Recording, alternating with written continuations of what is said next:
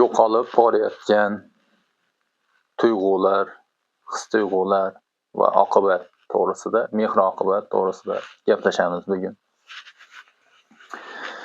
To'g'risi men o'zim ko'chada o'tib borayotganimda bitta joyga borganimda salom bersam tanishmizmi yo qarindoshmizmi yoki bo'lmasa tanishmizmi deb hayron bo'ladigan bir zamonga kelib qoldik. Do'ppi kiysangiz yoki soqol qo'ysangiz, do'ppi kiysangiz nima jinoza bormi, nima hamdardmiz, bandachilik deydigan bir g'alati zamonga kelib qoldik. Ming afsus. Shuning uchun shunga bag'ishlab bitta shayx hazratlarining shayx saboqlari, shayx hazratlarining bitta she'r desak ham bo'ladi, bitik desak ham bo'ladi. Men to'g'risi shoir emasman.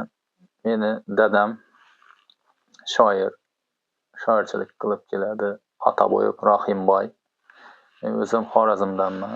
Dadam ham Xorazmdan. Otaboyev Rahimboy shu shoir she'rlar yozadi, kitoblar ham chiqaradi. Endi ham Xudo xohlasa inshaalloh yana bitta kitobini chiqarish arafasida.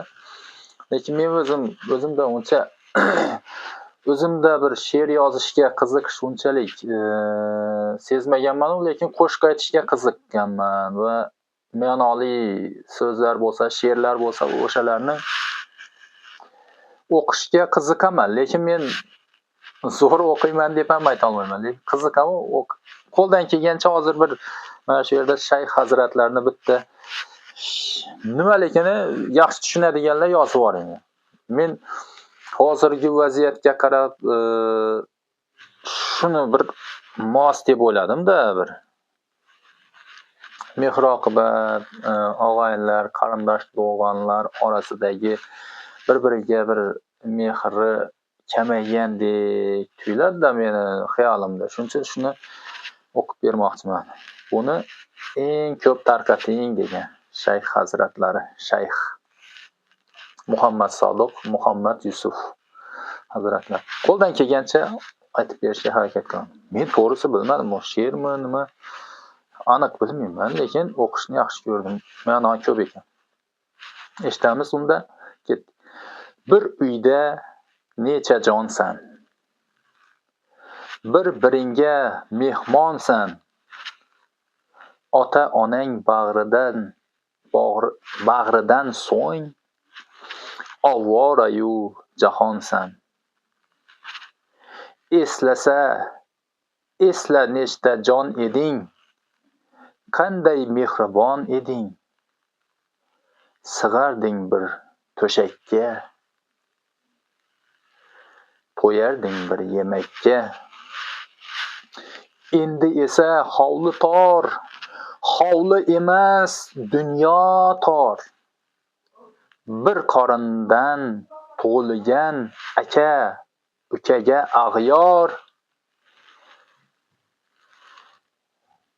Yelday uchdi bolalik, suvday oqdi bolalik. Otang onang omonat, yo'ling poylaydi sho'rlik. Akang holin bilmaysan, opangdan hol so'rmaysan. Ota-onang g'animat, oyda bir bor ko'rmaysan. Ro'zg'or yuki zilmikin, yoki yor shirinmikin. Uydan ortib hol so'rmoq shunchalik qiyinmikin? Ana shunaqa gaplar. Shuning uchun bu dunyo o'tkinchi deb o'ylayman. Xolos qo'ldan kelgancha ota-onalardan xabar olib, qarindosh urug'lardan, aka-uka, opa-singillardan qo'ldan kelgancha endi kimdadir bor, masalan qo'lida, kimdadir yo'q. Masalan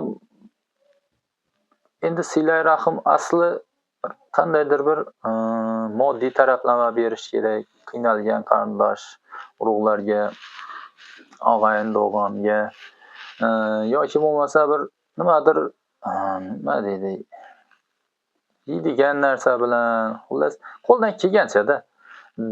Bo'lmasa borib hol-ahvol so'rab, suhbatlashib o'tirib, nima deydi? Odam taftini odam oladi deydimi? Qon yutganda jigar kerak deydi-ku. Shuning uchun mehr-oqibatni qo'ldan kelgancha qilish kerak deb o'ylayman-da men. Bu she'rdan shuni tushundimki, she'rmi endi nima bu? She'riyatga yaxshi tushunadiganlar bo'lsa, yozib yuborsangizlar kommentariyada nur ustiga nur bo'lardi. Uni ko'proq shunday do'stlaringizga tarqatib qo'ysangizlar ham bo'ladi, qarindosh urug'laringizga ulashib qo'ysangizlar. Endi men nima deydim? Shunaqa gaplar.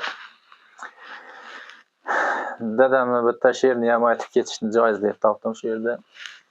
Bitta qublet. Mehr to'g'risida. Mehr bor, yashaymiz. Borliqni sezib. Bo'lmasa yovuzlik tashlardi ezib. Mehr ruhlarda ham yuradi kezib. Umr o'tsa o'tsin, mehr ketmasin. Har ne ketsa ketsin, mehr ketmasin. E'tiborlaringiz uchun kattakon rahmat. Assalomu alaykum va rahmatullohi va barakatuh.